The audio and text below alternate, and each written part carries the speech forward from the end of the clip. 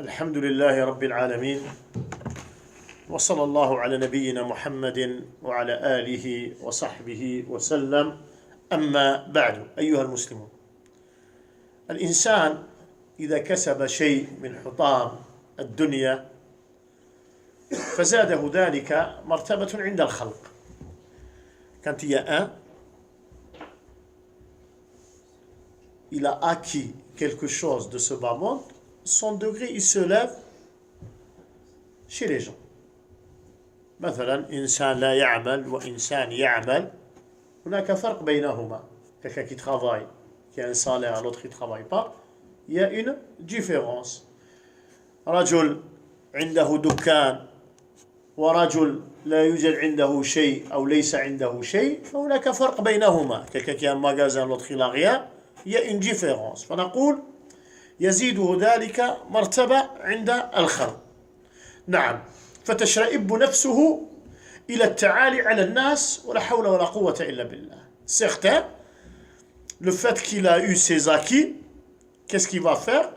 Il va commencer à se lever sur les gens, à avoir de l'orgueil sur les gens, à se voir mieux que les gens. وتسول له أنه خير وأفضل من الناس. خير وأفضل من الناس. تسول له نفسه. Après il va se dire, moi je suis mieux que tout le monde. نعم. بعد ما كان يسلم عليهم ويزورهم إلى غير ذلك فينقطع هذا كله. لماذا؟ ظنا منه أنه خير وأفضل منهم. صح؟ Cette personne il allait, il les visitait, etc. Depuis qu'il a acquis ça, qu'est-ce qu'il va faire? Il ne va plus les visiter. Il arrête ذلك. Pourquoi? Il se voit mieux que ces gens-là. نعم. وأعلى درجة منهم. نعم. فتتصف هذه النفس بداء ماذا؟ بداء الكبر. Et là, l'orgueil commence à rentrer dans le nefs de cette personne. نعم. فنحن نقول كل متكبر نسأل الله السلامة والعافية. نقول كل إنسان تكبر وقع في ماذا؟ في ذنب عظيم. Toute personne orgueilleux, on dit qu'il est tombé dans un péché qui est énorme. هذا الذنب يقوده إلى مهاوي. يقوده إلى ماذا؟ إلى مهاوي. ويستحق بذلك ماذا؟ غضب المولى جل وعلا. Ça va l'amener en perdition. Quand une personne qui est orgueilleuse, ça l'amène à quoi? Ça l'amène en perdition. بل إلى النار والعياذ بالله. Même ça l'amène où? En enfer. والعياذ بالله. ولذا نجد أن الكبر من أخلاق من؟ من أخلاق المسلمين؟ لا. Est-ce que l'orgueil, c'est le comportement des musulmans? Non, حفظكم الله. لماذا؟ لأن الإسلام ينهى عن ماذا؟ عن الكبر والتكبر. Parce que l'islam il met en garde contre quoi? Contre l'orgueil. لكنه من أخلاق من؟ من أخلاق الكفار. L'orgueil c'est le comportement de qui? Des kuffar. نعم. وليس من أخلاق المسلمين. والتواضع من أخلاق الأنبياء والصالحين والمسلمين.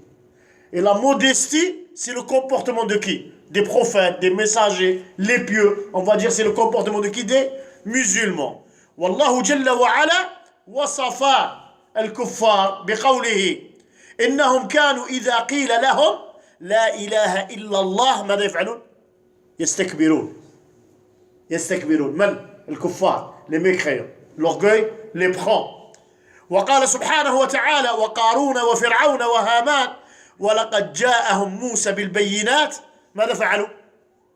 فاستكبروا. أحسنت. L'orgueil les a pris. فاستكبروا في الأرض وما كانوا سابقين. وأخبر سبحانه وتعالى أنه لا يحب من اتصف بهذه الصفة أي صفة الكبر. الله عز وجل il n'aime pas les orgueilleux, ceux qui prennent cette يعني هذه الصفة ألا وهي صفة الكبر. واصفا نفسه الكريمة إنه لا يحب مستكبرين. الله عز وجل il n'aime pas les orgueilleux. الله جل وعلا يحب من؟ المتواضعين. Il aime les modestes mais il n'aime pas les orgueilleux. وجعل الله جل وعلا النار نار جهنم عياذ بالله مثوى لمن؟ مثل للمتكبرين. La demeure de qui? L'enfer. Des orgueilleux. قال تعالى ادخلوا أبواب جهنم داخلين فيها فبئس مثوى المتكبرين. أي الذي يدخل النار، الذي من بين الذين يدخلون النار من؟ المتكبرين، les orgueilleux qui rentrent en enfer. وقال الله جل وعلا إن الذين يستكبرون عن عبادتي سيدخلون جهنم داخرين. لا إله إلا الله. وقال سبحانه وتعالى أليس في جهنم مثوى لمن؟ للمتكبرين. النار هي مثوى لمن؟ للمتكبرين. C'est la demeure de qui? Des orgueilleux والعياذ بالله. فنقول أخبر النبي صلى الله عليه وآله وسلم أن القليل من التكبر، nous informe que le peu de l'orgueil يمنع الدخول إلى الجنة، t'empêche de rentrer au paradis. يقول النبي عليه الصلاة والسلام من حديث عبد الله بن مسعود: لا يدخل الجنة من كان في قلبه مثقال ذرة من كبر. لا إله إلا الله. القليل، قليل من الكبر يا عبد الله يمنعك من الدخول أين؟ إلى الجنة. لا إله إلا الله. فكم يا ترى في قلوبنا من مثاقيل الذر من الكبر. On porte combien nous de l'orgueil. نعم، علينا أن نحاسب أنفسنا، علينا أن نراجع أنفسنا، علينا أن نتدارك أنفسنا. On doit se rattraper. نعم، فكم من متكبر وهو بنفسه لا يشعر. Combien de personnes qui sont orgueilleux et lui il ne le sait pas. نعم، ولكن يجب عليك أخي المسلم معرفة ما في قلبك من الكبر حتى تتخلص منه. Chacun de nous il doit savoir l'orgueil qu'il a dans son cœur pour qu'il puisse se débarrasser. يتخلص منه. لابد من معرفة الكبر.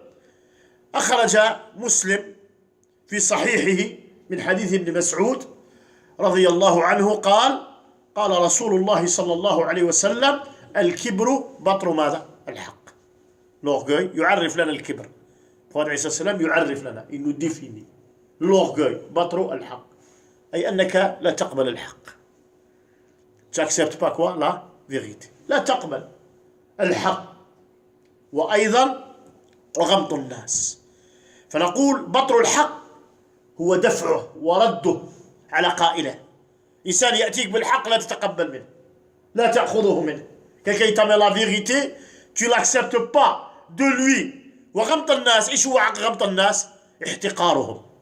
C'est le fait de rabaisser les gens, le fait de se voir mieux que les gens. وازدراؤهم. فالكبر إذن هو افتخارك على أخيك المسلم. Tu te vois mieux que les autres. يعني احتقارك. Le fait de le rabaisser. نعم. وهذا الاحتقار يؤدي إلى ماذا؟ إلى البغي والظلم. Le fait de le rabaisser, ça t'amène à quoi? À commettre de l'injustice envers tes frères les musulmans. حتى ولو كان بماذا؟ بالكلام أو بالفعل. soit avec la parole, avec l'acte. وأيضا عدم قبول الحق. Tu n'acceptes pas la vérité. فنحن نقول علينا أن نتقي الله جل وعلا، وعلينا أن نحاسب أنفسنا، وعلينا أن ننظر في قلوبنا ما يوجد فينا من الكبر حتى نتخلص منه، حتى نلقى الله جل وعلا يوم القيامة بقلوب سليمة. Parce que quand la personne il meurt, rencontre Allah Azza wa Jal, ça, le jour dernier, بقلب ماذا؟ سليم, avec un cœur qui est pur. يوم لا ينفع مال ولا بنون إلا من أتى الله بقلب سليم. نعم. لذا يقول بعض السلف وهم يعرفون لنا الكبر. C'est pour ça السلف ils nous définit الكبر l'orgueil. ماذا يقولون؟ يقولون الكبر أن ترى نفسك أفضل من غيرك. L'orgueil, tu te vois mieux que les autres. يعرفون لنا الكبر. السلف ils nous définit الكبر أن ترى نفسك أفضل من غيرك. Tu te vois mieux que les autres. فنقول إذن علينا أن نتواضع لله جل وعلا حتى نقضي على الكبر. C'est pour ça on doit être modeste. Pour que se débarrasse, on s'éloigne de quoi? De l'orgueil. لماذا؟ لأن التواضع هو صفة من؟ المؤمنين. La modestie, c'est la qualité de qui? Des croyants. نعم. وعلى رأسهم أنبياؤه وأصطفاء. نعم وأصفياء. Et quand on parle, on commence par qui? On commence par les prophètes et les messagers. والتواضع هو ضد الكبر. La modestie, c'est l'inverse de quoi? De l'orgueil. صح؟ يعني تواضع كبر ضده. صح؟ الذي يتواضع لا يتكبر. Celui qui est modeste, il n'a pas l'orgueil. نعم. فنحن نقول يقول الفضيل بن عياض رحمه الله اسمه سيد الفضيل بن عياض رحمه الله التواضع أن ينقاد أو أن يخضع للحق. Tu te soumets à quoi? À la vérité. تواضع, la modestie. تقبل الحق من الصغير الكبير, du petit, du grand. أينما كان تقبله. لأن الحق ضالة كل من مؤمن. حيث وجدها أخذ بها. Qu'est-ce qu'on cherche nous? Pourquoi on est là? On cherche quoi? On cherche la vérité. الإنسان يريد أن يصلح نفسه. يريد أن يتبصر بعيوبه. Chacun de nous, il est là pour voir ses défauts, pour qu'il puisse rattraper ses défauts, pour qu'il puisse corriger ses défauts. يبحث عن ماذا؟ يبحث عن الحق. On est là, on est en train de chercher la vérité. التواضع أن يخضع الإنسان للحق وينقاد له ويقبل الحق ممن قاله. Et quand on te dit la vérité, qu'est-ce que tu fais? Tu l'apprends, tu l'acceptes. ولو كان صبيا أو جاهلا. ولو كان صبيا أو جاهلا. من الصغير من الكبير إلى غير ذلك. تقبل الحق. صح؟ لماذا؟ حتى تقضي على ماذا؟ على الكبر. Pour que tu t'éloignes. De quoi? De l'orgueil. نعم. أيها الناس. إن المتواضعين بهذا المقياس قليل. On a parlé des modestes, mais ils ne sont pas nombreux. بهذا المقياس. Avec ce qu'on vient de citer, قليل. بل أقل من القليل. Ils sont encore peu. Plus peu que le peu. صح؟ وخاصة في زماننا. Surtout à notre époque. والله المستعان. فمن يقبل الحق الآن من الصبي? Qui c'est qui accepte la vérité d'un petit? من بالله عليكم؟ لا بارك الله فيك. لا يوجد. من يقبل الحق من الصبي. صح؟ القليل من يقبل الحق من ولده. Il y a des parents, ils n'acceptent pas la vérité de leurs enfants. سبحان الله العظيم. نعم. من يقبل الحق من الفقير. C'est qui accepte la vérité d'un pauvre? بالله عليكم. صح؟ القليل. من يقبل الحق من الفقير. Il y a peu de gens qui acceptent la vérité d'un pauvre. نعم. لذا نقول يقول يحيى بن أبي كثير رحمه الله مفصلا أمر التواضع. Il nous détaille la modestie. ماذا يقول؟ يقول رأس التواضع 3. La tête de la modestie. Combien? 3 choses. أن ترضى بالدون من المجلس. صح؟ وأن تبدأ من لقيته بماذا؟ بالسلام. Celui que tu le vois, tu le commences avec quoi? Avec السلام. وأن تكره السمعة والرياء. Tu détestes quoi? L'ostentation. صح؟ خلاص. ترضى بالدون من المجلس. Si quelqu'un il vient, où il trouve une place, il s'assoit. لا يحب تصدر المجالس. Il n'aime pas être haut. Hein? Comme il y a certains mosquées, il y a certains gens, ils ont leur place attitrée.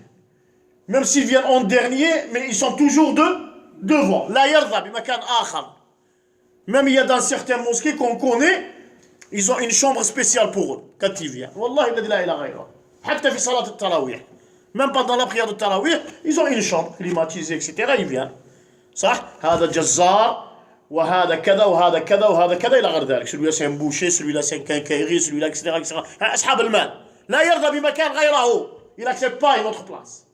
وإلا غير المسجد. Sinon il va changer la mosquée. ولا حول ولا قوة إلا بالله. هذا كله من ماذا؟ من الكبر. Tout ça c'est de l'orgueil.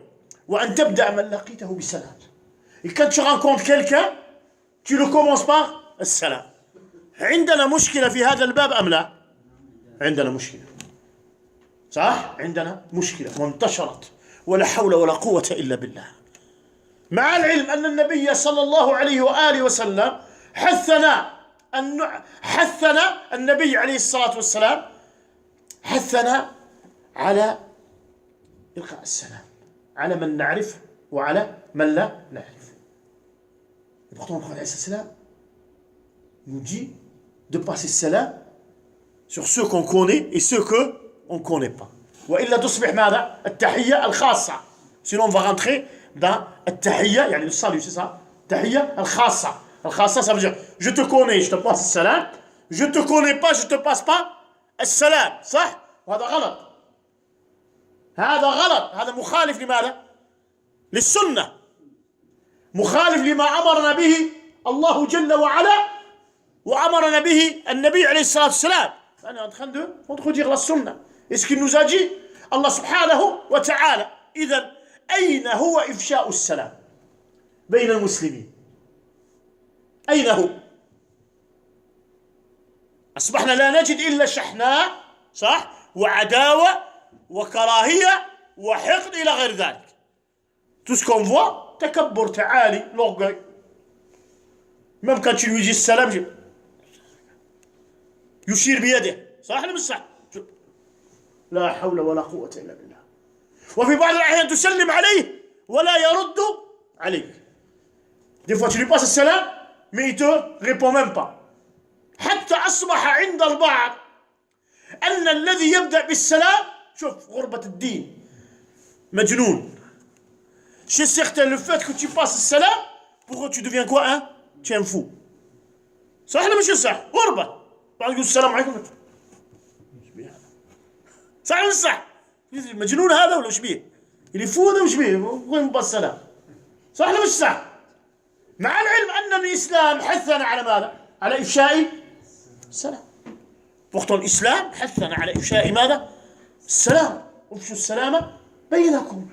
On doit passer السلام. أدلكم على شيء إذا فعلتموه تحاببتم؟ بلى يا رسول الله. افشوا السلام بينكم. Passer السلام entre vous. أي بين من؟ المسلمين. Entre les musulmans. الناس في المسجد لا يفشون السلام ويلقون السلام على بعضهم بعضا. Se passe même pas السلام على موسكي حفظكم الله. كارثة. إذا الذي يمر عليك وينظر لك وينظر إليك نظرة احتقار ولا يسلم عليك، هذا ماذا نسميه؟ ماذا نسميه؟ أحسنت، كبر. Est-ce que quelqu'un passe devant toi, c'est quoi, c'est de l'orgueil ولا لا؟ كبر. بارك الله فيك. وأن تكره ماذا؟ السمعة والرياء. Tu n'aimes pas la célébrité, l'ostentation, etc. صح؟ ها؟ الآن نحب المدح نحن أم لا؟ نحب المدح ولا لا؟ أحسنت. يموتون الناس عني كما قال لك، يعني بالعامية الناس يحبون. قد يجي يقول ما شاء الله راك منور الله يبارك، ما شاء الله البارح شفتك في الطوموبيل يا أخويا، بس خرجت عليك الطوموبيل هذه، لا إله إلا الله محمد رسول الله، بدلاتك وليت جون صغير كذا، تولي تطلع وحدك، صح ولا مش صح؟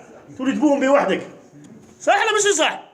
حب السمعة، صح؟ بس لو كان يجي لك نفس الإنسان يقول لك يا أخي والله شفتك في الطوموبيل يا أخوي، احشم على روحك شوي، لكن إنسان كبير أنت وصايق لي في هذه وكذا، ماذا تفعل؟ تبغضه ولا لا ذاك الرجل؟ تقول له سبحان الله العظيم. فالإنسان لا يحب السمعة. لذا يقول الإمام النووي رحمه الله، يقول وهو يحدثنا عن الإخلاص، الإمام النووي nous parle de la sincérité، يقول هو استواء الذم والمدح. وش معنى استواء الذم والمدح؟ Ça veut dire si les gens ils t'élogent et en même temps d'autres gens ils parlent, ils disent du mal de toi, ça change rien. يعني إذا ذموك الناس إذا سبوك وشتموك، ولا الناس إذا رفعوك، لا يغير فيك شيء. لماذا؟ لأن عملك لمن؟ لله جل وعلا. Parce que ce que tu fais, tu le fais pour Allah Azza wa Jal, لا لأجل الناس، لا لأجل إرضاء الناس. Tu le fais pas pour satisfaire les gens. نعم. لذا يقول ابن الجوزي رحمه الله، يقول عجبت لمن يعجب بصورته. يجي je m'étonne des gens qui se plaisent. يعجب بصورته. ويختال في مشيته. La façon de marcher, يعني. يختال في مشيته. Vous avez vu comment il y a certains gens, moi je les vois à la mosquée, je veux leur parler, mais après je dis non, ça va créer une fitna, etc. la façon comment il marche et tout ça. وش بيك يا أخي؟ وش بيك يا أخي؟ اتق الله يا أخي. عدل المشي نتاعك. مشية المتواضعين. La démarche de qui des modestes سبحان الله العظيم. فيقول يختال في مشيته وينسى مبدأ أمره. Mais il oublie d'où il vient. ثم يقول إنما أوله لقمة ضمت إليها جرعة ماء. Son début c'est quoi? لقمة. Une bouffée de bouchée, ça? Bouchée, نعم. Qu'est-ce qu'on lui a rajouté de l'eau. صح ولا مش صح باش يسرطها. ثم قال فإن شئت فقل كسرة خبز معها تمرات. Donc si tu veux, tu peux dire un morceau de pain avec quelques dattes. وقطعة من لحم.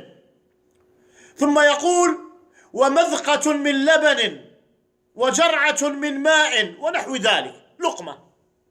Une bouchée de nourriture. Avec quoi? Avec de l'eau, là, les dattes et la غير ذلك. ثم يقول طبخته الكبد. Il est parti vers quoi? Vers le foie. Elle l'a cuisiné. طبخته الكبد. فأخرجت منه قطرات مني. Il y a quoi qui est sorti? قطرات, des gouttes de spermatologue, c'est ça? spermatozoïde هذه. معليش راكم فهمتوها ان شاء الله. ها؟ اهدر معليش اهدر. فهمت؟ سبرماتوزويد. احسن بارك الله فيك. فاستقرت في الانثيين فحركتها الشهوة. يعني الشهوة الله في les envies ils l'ont fait bouger. فبقيت في بطن الأم مدة. Elle est restée dans le ventre de la mère pendant une durée. حتى تكاملت صورتها فخرجت طفلا. صح? Jusqu'à qu'il a pris l'apparence d'un enfant, etc. Après, quand c'est sorti un petit bébé. تتقلب في خرق البول. Quand il est dans le ventre, il y a quoi dans le ventre? بالله عليك. Hein? Quand l'enfant il appuie, ça, la femme elle fait quoi? La femme qui est enceinte. La femme qui est enceinte, elle urine beaucoup. Ça, c'est ça. Ouais, parce qu'il appuie, barakallahu fik. صح. تتقلب في خرق البول. نعم. هذا هو مبدأ من؟ الإنسان. هذا هو الإنسان. هذا الذي ماذا يفعل؟ يتكبر. Celui que l'orgueil le prend. نحن نقول من صور الكبر ومن شرها. Quand on parle de l'orgueil et on parle du plus mauvais orgueil, ça, أن تتكبر على مولاك. L'orgueil te prend sur qui? على مولا, ton Seigneur. بهجرك لعبادتك. Le fait de délaisser les adorations. Vous savez qu'il y a des gens qui ne prient pas, ya ibadallah. Il y a des gens qui ne prient pas. هناك بعض الناس لا يصلون يستكبرون عن عبادة الله جل وعلا. L'orgueil les a pris. ولا حول ولا قوة إلا بالله. وهذا شر الكبر. شر الكبر. Le plus mauvais orgueil. بعض الناس تقول له صلي يقول لك صلي غير أنت. صح ولا مش صح؟ Il y a certains gens tu dis fais la prière يقول لك fais أنت يا برك. مش عندي فيك أنا. هؤلاء يستكبرون عن عبادة الله جل وعلا. صح؟ بعض الناس يجي يقول لك ولكن قلبه بيض. Certains gens on les entend parler. Non non il a un cœur blanc. وش من الكور بلون هذا؟ هذا لو عنده القلب تاعو قودرون.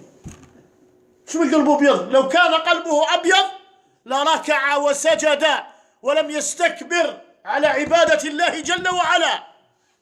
Si vraiment il a un cœur blanc, un cœur pur, il aurait prosterné lillahi jalla wa ala. بعض الناس يقولوا روح للحج.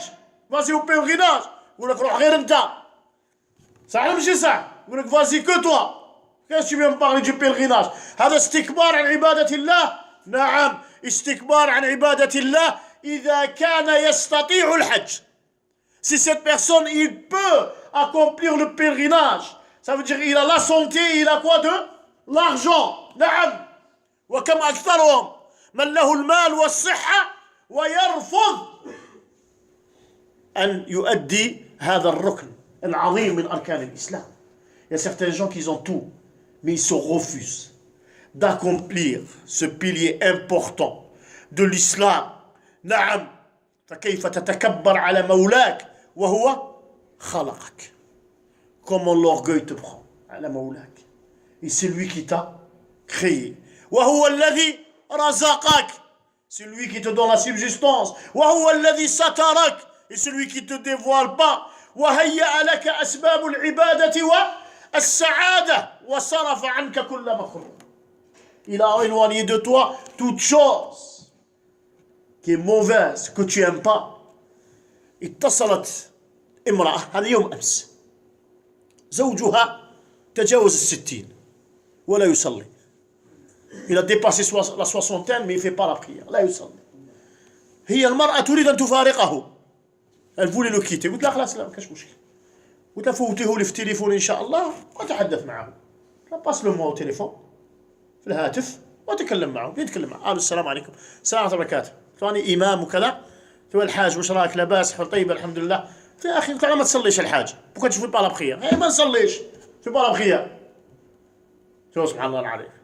قلت له كيف هذه؟ راك tu as dépassé la soixantaine. لماذا لا تصلي؟ Tu dois faire la prière.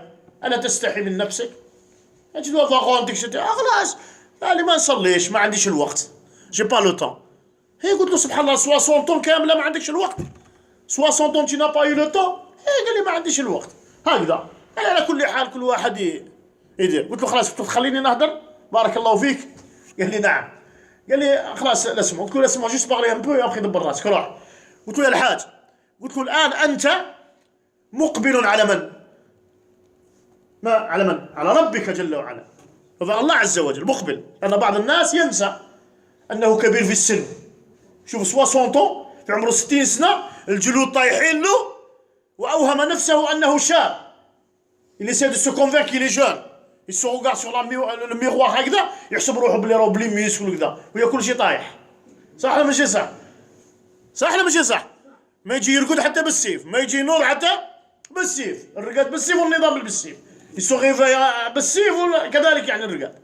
فقلت له أنت مقبل على ربك. قال لي كلنا مقبلين على الله وما تسبق الله عز وجل. قلت له نعم بارك الله فيك. قلت له أنا إذا قلت أنت مقبل على ربك أي أن الموت أمامك والقبر أمامك. صار la mort elle est devant toi. Il tombe. قال لي لا إله إلا الله لا إله إلا الله. خاف الرجل. أنا ذكرت الموت خاف الرجل وارتعد تأخر بدل الكلام بتاعه لا إله إلا الله لا إله إلا الله. قلت له تعرف شنو هو القبر؟ اسكو جسسك ولا توم شنو هو يا وليدي وشنو هو؟ قلت له القبر تلك الحفرة المظلمة لا أنيس لك إلا عملك. Il n'y a rien qui est avec toi dedans. Personne. عملك tes actes tes œuvres. قلت له فإذا كنت من أهل الخير وسع الله لك هذا القبر. Si tu es parmi les gens bien, Allah يوسع لك القبر. Il va élargir ta tombe. أما إذا كنت من أهل الشر فالله جل وعلا يضيق عليك القبر حتى تختلف أضلاع. لا إله إلا الله لا إله إلا الله. حندوش حنصلي تغير الرجل. Il a changé سبحان الله العظيم. قال لي لا لا لا arrête. قلت له سي لا توم الساق يعني حتى تختلف أضلاع. قال لي روح نصلي والله العظيم. قال لي درك ندوش وراح نصلي. عيطت لي الزوجة نتاعو قالت لي خلاص هو بدا يصلي الحمد لله. ايه شوف سبحان الله العظيم يصلي. لماذا؟ شوف هؤلاء الذين يستكبرون عن ماذا؟ عن عبادة الله جل وعلا. يستكبرون عن عبادة الله. quand la personne l'orgueil le prend يعجب بنفسه ويظن أن لن يقدر عنه أن لن يقدر عليه أحد. il croit qu'il y a personne qui pourra faire quelque chose يعني contre lui ولا حول ولا قوة إلا بالله. بعض الناس يرجعون ويعودون بماذا؟ بماذا؟ هي أحسنت. هؤلاء بالموعظة صح؟ بالتذكرة الله في الغابل بالموعظة إلى غير يعودون ويرجعون. ولكن بعض الناس هيها ماتت قلوبهم.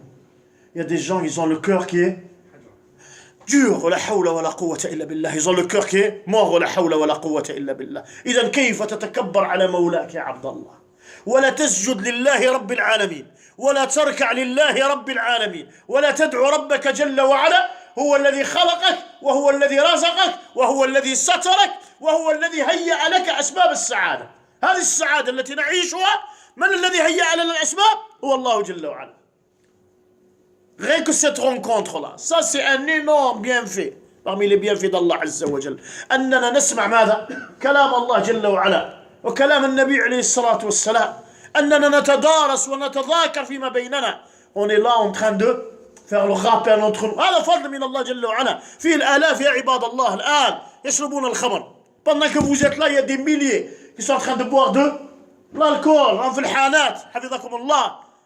بينما أنتم هناك مجالس تعقد، مجالس غيبة ونميمة. Pendant que vous êtes là, il y a des gens qui sont dans les cafés, qui sont en train de critiquer, en train de manger la chair de leurs frères. بينما أنتم هنا حفظكم الله هناك من يعاني سكرات الموت. Pendant qu'il y a des gens qui sont en train d'agoniser. يأغونيزي يتمنى أن يرجع لحظة واحدة حتى يتدارك ما فاته. ونحن هنا والحمد لله نسمع ونستغفر الله جل وعلا. On est là, on écoute, on demande le pardon d'Allah Azza wa Jal. نعم. شوف هذا فضل من الله جل وعلا أنه هيأ لنا أسباب العبادة وأسباب السعادة. أسباب السعادة والعبادة وصرف عنا كل مكروه. نعم. ومن التكبر على العباد. Aussi quand on parle de l'orgueil, on parle le fait de commettre l'orgueil, mais contre qui? Contre العباد, les serviteurs d'Allah subhanahu wa ta'ala. وذلك بأن يستعظم الإنسان نفسه ويزدري الناس أو بعضهم. أن الإنسان يستعظم نفسه. Il se voit mieux que tout le monde. Mieux يا أخي. Il n'y a personne qui est comme lui.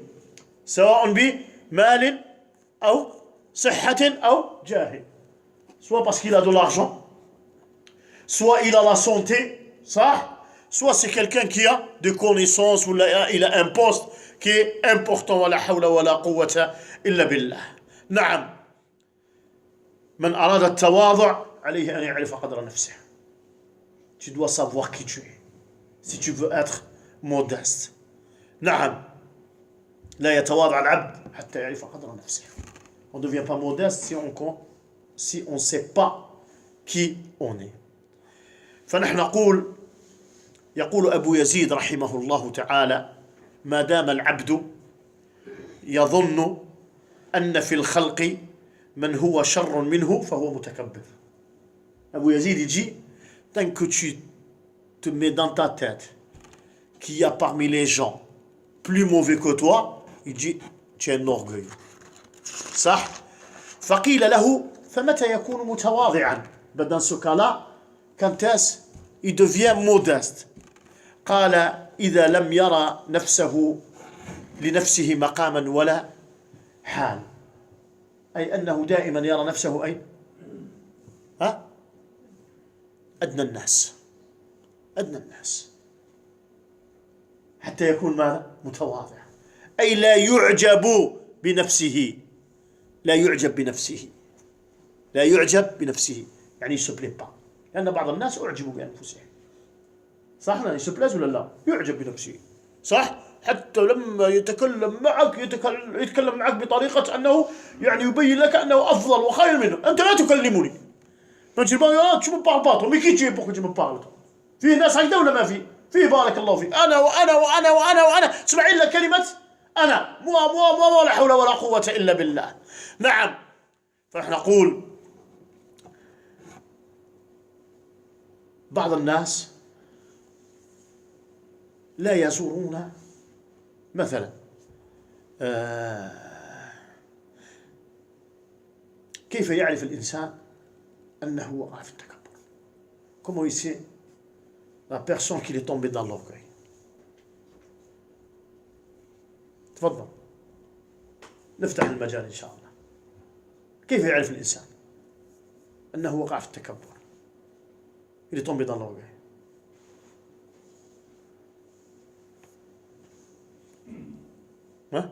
بالله عليك. Comment tu sais que tu es tombé dans l'orgueil? Les choses يعني les signes. خلاص أنه لا يبدأ الناس بسلام. صح؟ بالتحية. لا يفشي السلام. بس السلام aux gens. ثانيا. أحسنت بارك الله فيك. وهو أنه يجلس مع جميع الناس سواء فقراء أم أغنياء. صح؟ بعض الناس تجده إذا كان صاحب عمل تجده لا يجلس مع العمال ولا يأكل معهم ولا يشرب معهم. صح ولا مش صح؟ ها؟ خلاص. Il y a certains gens, même s'il est patron ou là, mais il ne s'assoit pas avec ses ouvriers. Il ne mange pas avec eux. Ça, il les craint, comme on dit. Il les craint. Ça, il les craint. Pour lui, c'est des gens qui sont sales ou là, c'est des gens qui sont à bas. Comment vous dites ça? Bas niveau, c'est ça? Voilà, bas niveau, etc. Il se voit lui mieux que ولا حول ولا قوة إلا بالله. فالله جل وعلا هو الذي يعلم ما في قلوب العباد. نعم يكره أن يأكلوا معه. Il n'aime pas qu'il mange avec lui لا غير ذلك. أيضا تجده لا يزور الناس أو لا يزور بعضهم تكبرا.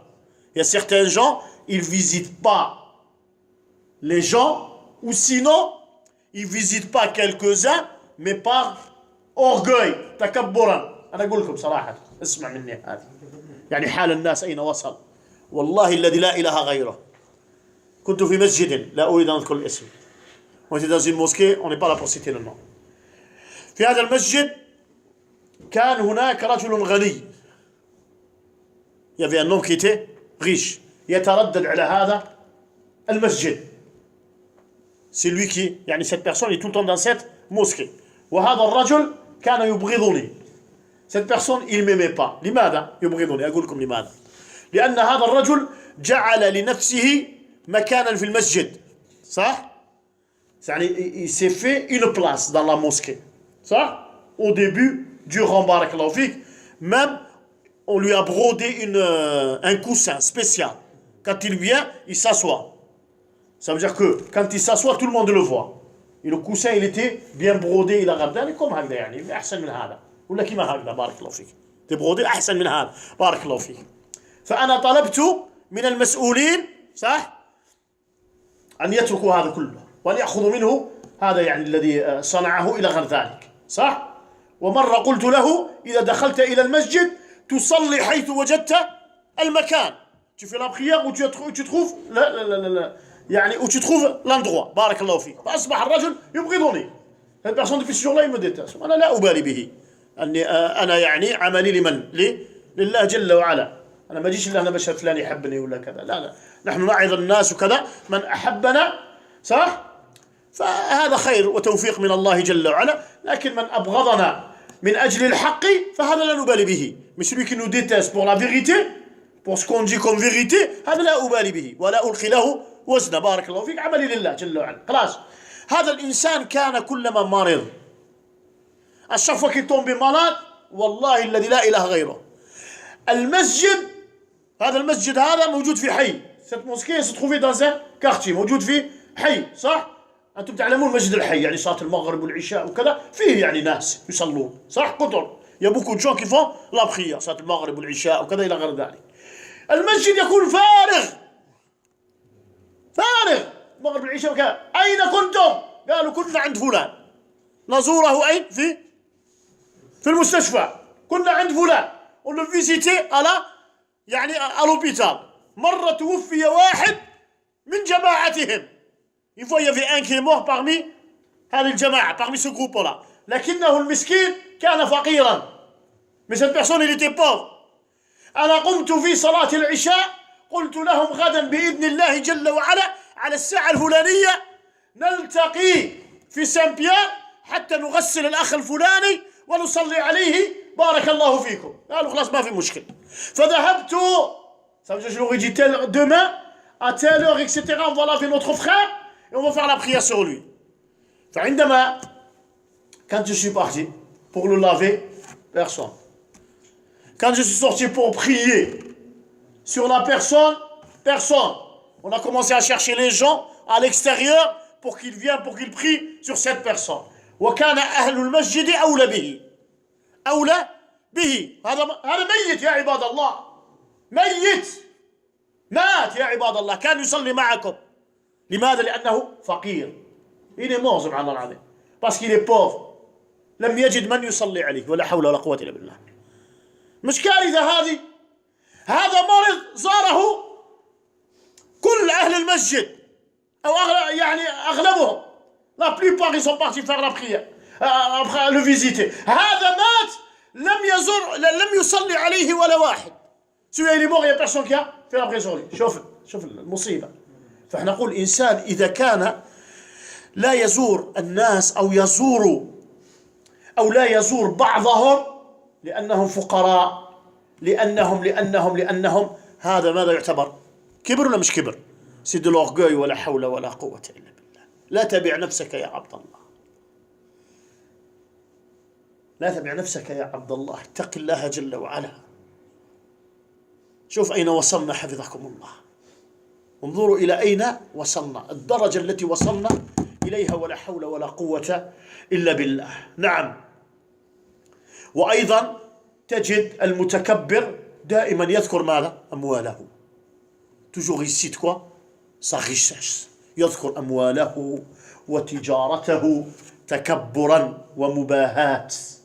Tu le vois tout le temps, il parle. أنا يا عندي وأنا عندي وأنا عندي وأنا عندي وأنا عندي. moi j'ai. Ça existe pas cela.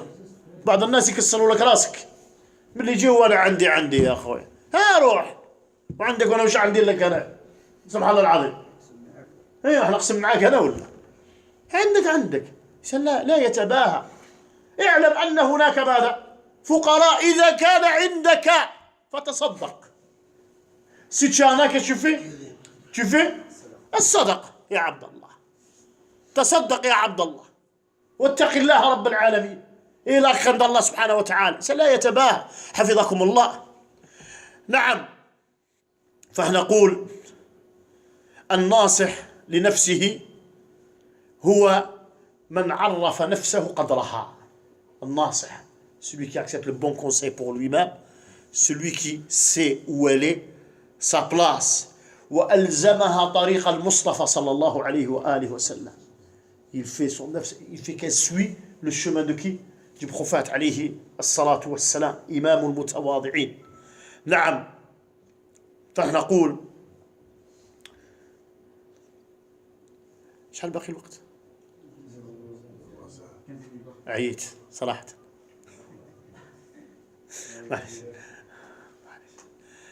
أقول ما تسمعون، وصلى الله على نبينا محمد على آله وصحبه وسلم. صادر. كبرنا والله كبرت. قديما كنت نريح ساعتين 3. سبحان الله العظيم.